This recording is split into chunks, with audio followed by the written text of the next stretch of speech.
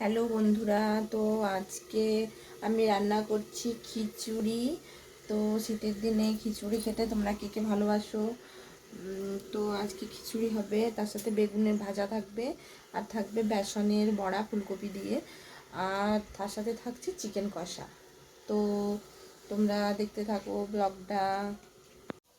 খিচুড়ির জন্য সব সবজি কেটে নিয়েছি, আর এখানে আমি সবজিটা আলাদাভাবে করে নিচ্ছি। আর এইদিকে আমি কাঠের উনুনে ভাত আর ডালটা সেদ্ধ করতে বসে দিয়েছি, ভাত আর কলাইটা, আর বেগুনের ভাজা হচ্ছে।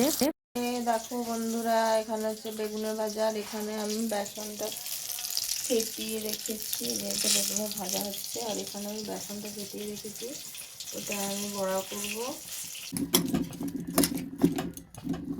কড়াইটা পুড়ে গেছে অনেকটা। এখানে আমি কড়াইতে তেলটা গরম করে নিয়েছি, তার মধ্যে আমি বেসন যে আমি গুলে রেখেছিলাম, বেসন ফুলকপি ধনেপাতা দিয়ে যে বড়াটা আমি করছি, সেটা আমি এক এক করে তেলের মধ্যে বড়া বড়া করে দিয়ে দিচ্ছি। এবার এগুলো ভালোভাবে লাল লাল করে ভেজে নিব।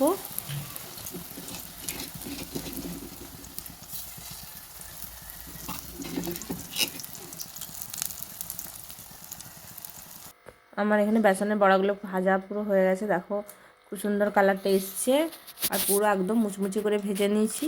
তো এটা খিচুড়ির সাথে গরম গরম খেতে খুবই ভালো।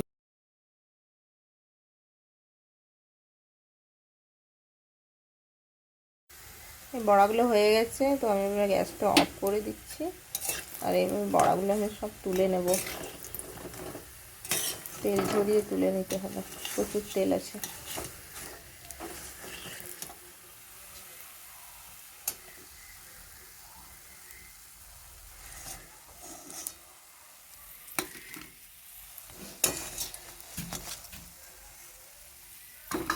এই যে আমি এক এক করে বড়াগুলো সব তুলে নিচ্ছি।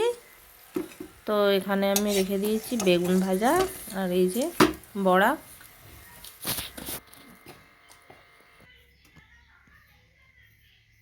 এই যে দেখো, ফুলকপি বেসন ধনেপাতার বড়া আর বেগুনের ভাজা আমার হয়ে গেছে।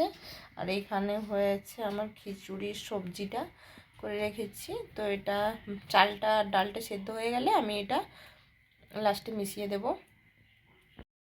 আমার রান্না পুরো কমপ্লিট হয়ে গেছে, খিচুড়ি আর চিকেন কষা। তো আমি ওদেরকে খেতেও দিয়ে দিয়েছি। তো ব্লগটা কেমন লাগলো অবশ্যই জানাবে।